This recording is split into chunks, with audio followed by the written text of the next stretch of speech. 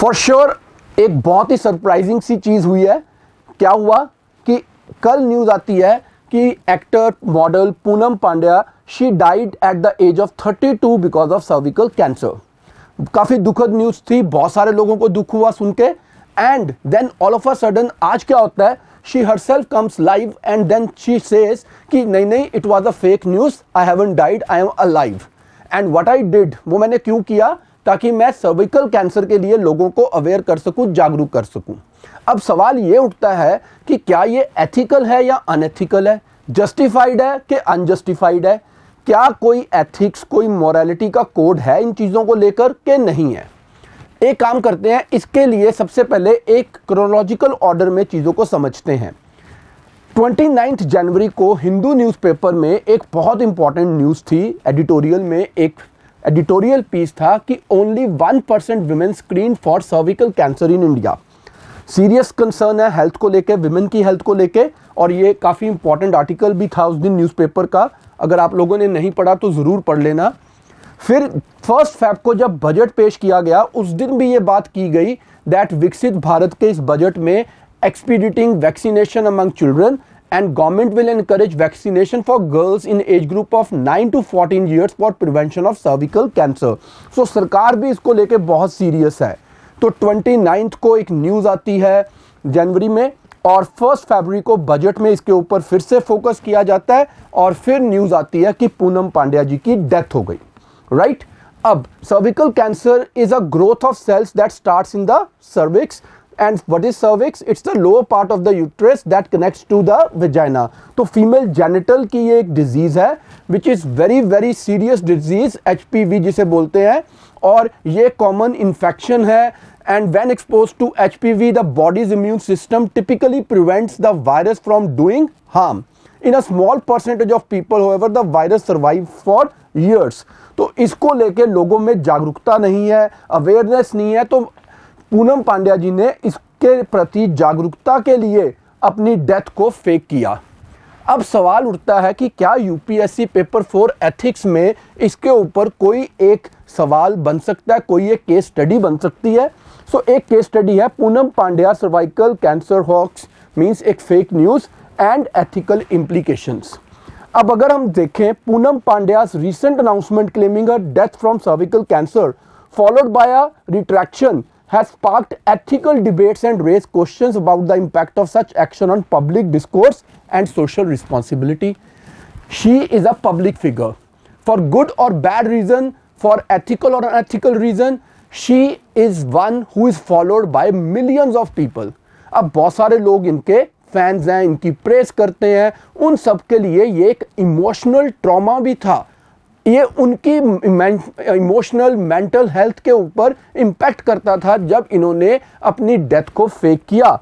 This case study analyses the ethicality of Pandya's actions, explore similar instances involving public figures and suggest solutions for addressing the issue of cervical cancer awareness responsibility. अब देखते हैं ethical concern में क्या है। सबसे पहले spreading misinformation, एक गलत खबर फैलाना एक रिस्पॉन्सिबल सिटीजन की फंडामेंटल ड्यूटी की ही वायलेशन है। With what intent you are doing, it comes secondary, but spreading misinformation is something that is unethical. Then emotional exploitation, जैसा कि मैंने बोला कि जो इनके फैन हैं उनकी एक मेंटल काइंड ऑफ एगनी उन्होंने फील की। इसके बाद डिमिनिशिंग पब्लिक ट्रस्ट। अब लोगों को लगेगा जैसे हम बचपन में वो स्टोरी सुनते थे, शेर आया, और फिर जब सच में शेर आया तो किसी ने माना नहीं। राइट, उसी तरह से इससे क्या होता है, diminishing public trust. Then sensationalising serious issue, that is not something that has to be mocked, that is not something that has to be talked about in a very frivolous manner, और इसको मजाक की तरह हम बात कर रहे हैं, ये बहुत ही एक बुरी चीज़ है। ऐसे ही कुछ इंस्टांसेस हैं, जैसे कि 2016 में एक्ट्रेस राखी सावंत जी ने भी क्या बोला था कि मुझे ब्रेन ट्यूमर है। फिर उसके बाद उन्होंने बोला कि नहीं मैंने तो बस वैसे ही बोल दिया था। So no legal action was taken, but the incident highlighted the need for responsible celebrity behaviour. Internationally बात करें तो 2013 में यूएस में ओलिविया जो एक एक्ट्रेस है, उन्होंने भी ट्वीट किया था एक fabricated story that her grandmother dying of cancer, ताकि उनकी एक मूवी का प्रमोशन हो जाए। बाद में उन्होंने भी अपोलोजाइज किया, acknowledging the sensitivity of her actions. इसी तरह 2016 में ब्रिटेन में रियलिटी टीवी स्टार कैसे ने फेक प्रेगनेंसी की अनाउंसमेंट की थी, जिसके बाद भी बहुत ज़्यादा एक रिएक्शन आया था, बैकलैश आया था, that motherhood can not be disrespected like this. अगर हम बात करें legal and constitutional framework in India की, सो ऐसा कोई स्पेसिफिक लॉ डायरेक्टली तो नहीं है जो पांड्या के इस एक्शन के अगेंस्ट कोई लीगल प्रोविजन लेके आए कि उनके ऊपर कोई एक्शन लिया जाए, बट अदरवाइज आईपीसी सेक्शन 292, अब सबसे पहले तो आपको ये भी याद रखना है कि आईपीसी हो, सीआरपीसी हो, इनमें भी बदलाव आ गए हैं, राइट। अगर हम पिछले एक्ट की बात भी करें, IPC sections 292 obscene action public and 505 public mischief could potentially apply if the act is deemed to cause public disorder or harm. Information Technology Act section 66A, punishment for sending offensive messages through communication service could be invoked if the act is deemed to cause widespread offense or distress. Constitution of India ने article 19(1)(a) में हमें freedom of speech and expression दी है, but under article 19(2) उस पर कुछ reasonable restrictions हैं, जैसे कि in the interest of public order, morality and decency. तो ये कुछ ऐसे प्रोविजंस हैं जिनको हम अपने दिमाग में रख सकते हैं। अगर हम बात करें सॉल्यूशंस एंड रिकमेंडेशंस की, एक public awareness, media literacy campaign can educate the public about the dangers of miss information and the importance of verifying information before sharing it. अब क्या हो गया, डीप फेक का टाइम आ गया हुआ है, बहुत सारी ऐसी गलत न्यूज़, गलत वीडियोस अपलोड किए जा रहे हैं। ऐसे टाइम पर सेलिब्रिटीज़ के रैदर और ज़्यादा एथिकल मॉरल ऑब्लिगेशंस बन जाते हैं कि वो गलत न्यूज़ को स्प्रेड ही ना होने दें, right. Then social media regulations होने चाहिए, एथिकल गाइडलाइंस फॉर सेलिब्रिटीज़ होने चाहिए, एम्पैथी एंड सेंसिटिविटी भी होनी चाहिए कि भाई मेरी एक फेक न्यूज़ से लोगों के ऊपर, पर्टिकुलरली मेरे फैंस के ऊपर क्या इम्पैक्ट पड़ेगा। अभी आई एम नॉट श्योर कि पूनम पांडे मैम की कितनी ज़्यादा फ़ैन फॉलोइंग है। इमेजिन आप किसी के बहुत बड़े फ़ैन हैं और उनकी सडन डेथ की न्यूज़ आती है, कितने लोगों का उस टाइम पे कितना बड़ा ट्रॉमा हुआ था जब हमें सुशांत की न्यूज़ का पता चला था, सुशांत राजपूत की न्यूज़ का, कि उनकी डेथ हुई है, राइट।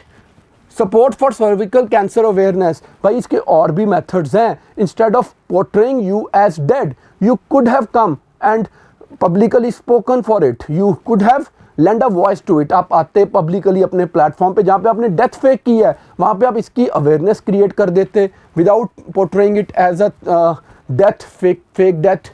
अगर हम कंक्लूजन पे आए तो Poonam Pandya's action raises critical questions about the ethical boundaries of public discourse and the impact of misinformation. अब आप चाहो तो इन सारे टॉपिक्स को अच्छे से पढ़ के आप अपनी केस स्टडी बना सकते हो, ऐसे में इस इंफॉर्मेशन को यूज़ कर सकते हो।